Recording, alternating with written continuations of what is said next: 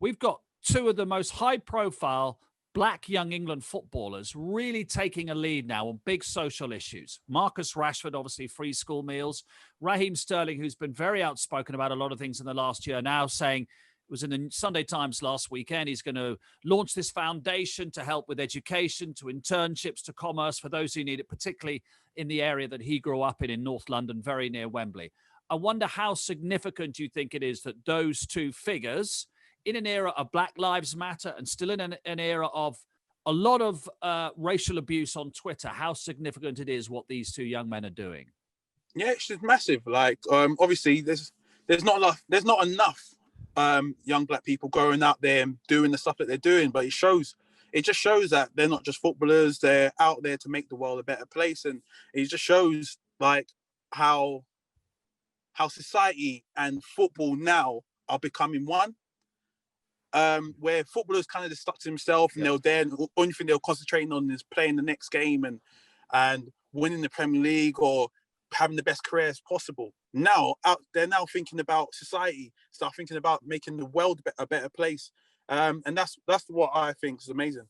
And I think with especially Marcus Rashford, young players or experienced players, seeing him doing that, it'll give them the inspiration to think of other things that are close to their heart and maybe push those things. But I think Matt Hancock at the start of lockdown told footballers they needed to do more, they needed to step up, and now you've got a footballer taking it to the government and kind of pushing things where the government aren't obviously qualified to do. So no, hats off to Marcus Rashford. But Andros, it's really significant, isn't it, that they're young black England footballers doing this? Isn't it? It's really important, this. Yeah, it's very important because especially like nowadays, there's so much going on in the world and so much negative press, not only for footballers, for black individuals in society. So when you see someone so young like Marcus Rashford taking on the government, pushing his causes of free school meals for kids in poverty, it's inspirational. And like I said, there'll be youngsters now who in 5-10 years are the future, are 21, 22,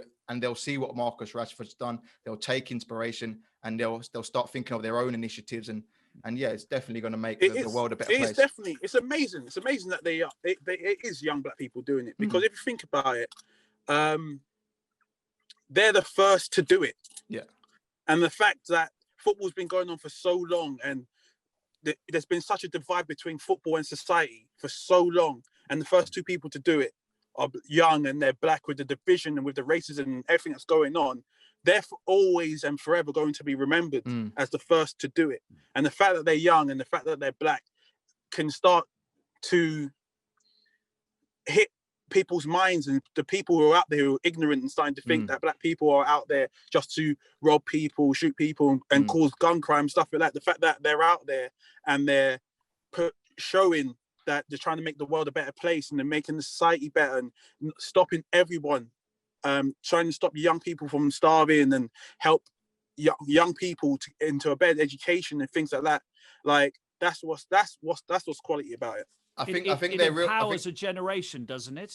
Yeah, exactly. I think they're real trailblazers, whereas now it's two players. In 10 years' time, we've broken down the wall so much that it will be just a norm for players, for footballers to have outside interests and for them to push those outside interests. Whereas, like Michail said, 5-10 years ago, your top players, your Rio Ferdinands, Frank Lampard, Steven Gerrard, they weren't doing that stuff. They're only focusing on football because to be fair, footballers have always done a lot charitably, haven't they? Yeah. In their areas or connected with their clubs. You know, I know every club has an association with a local hospital, doesn't it, or a hospice, or a football in the community and so forth. But this is another step altogether, isn't it? Because it's away from what we do at West Ham or we do at Crystal Palace. This is a national thing.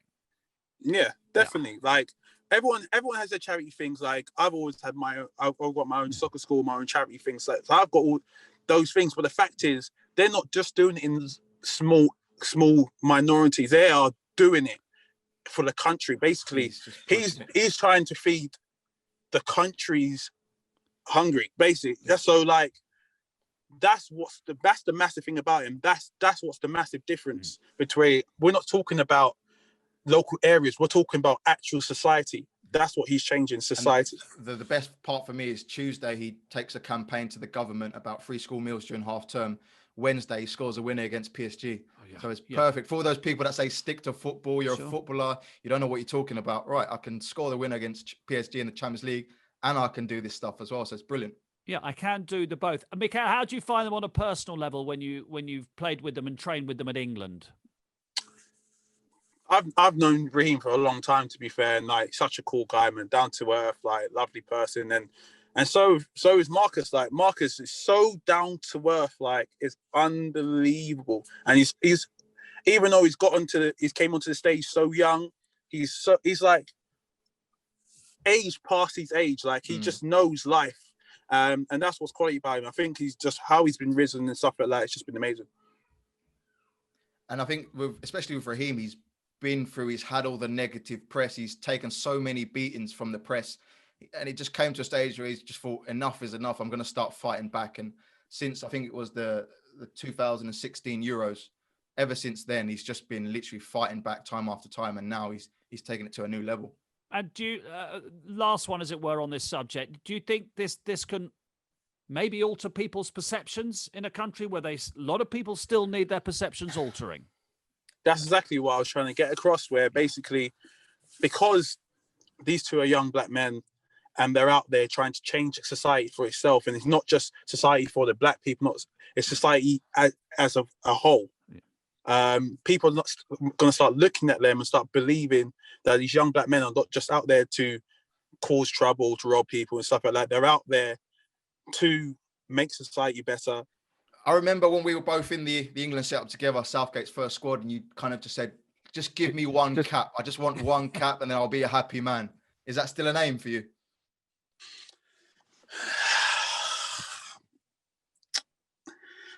To be fair, I'm at that stage now where I'm like, you know what? I just want to concentrate on performing for my club. That's such a typical answer. I've given that answer for so many years. No, but that's how actually I am, like, because there was even a stage where I went, you know what? Because there was a stage where I really wanted to play international football. I was like, I want to play. And when I saw that I wasn't really getting the opportunity, I even thought about going to Jamaica. Really? Like, seriously, I almost thought, I was this close to flying to Jamaica and go, you know what? I'm just going to play for Jamaica and get my caps in, play some international football. Jamaica's not made it to the World Cup in so long, so it would be a massive achievement if I go there and manage to help them to do that. But then I tore my hamstring again, because this was last year. And then I tore my hamstring again, needed an op. And then I went, I can go to Jamaica and play and do this and do that, and know I can get into the squad week in, week out, and it won't really be a challenge for me. Where the challenge will be in the international football, but it wouldn't really be a challenge for me to get in there. And I said to myself, international breaks, the days off are quite cool. Like, I'm not gonna lie. As you get older, as you get older, the days off, like, you kind of need. So I said, I'm not going to do that. What I'm going to do is I'm going to take my international breaks, play well, do what I can from the club, and if England come calling, then I'll make my decision at the time. But right now, all I'm thinking is club football, do all I can, the best I can, as it goes, and then if I get a call up, then buzzing.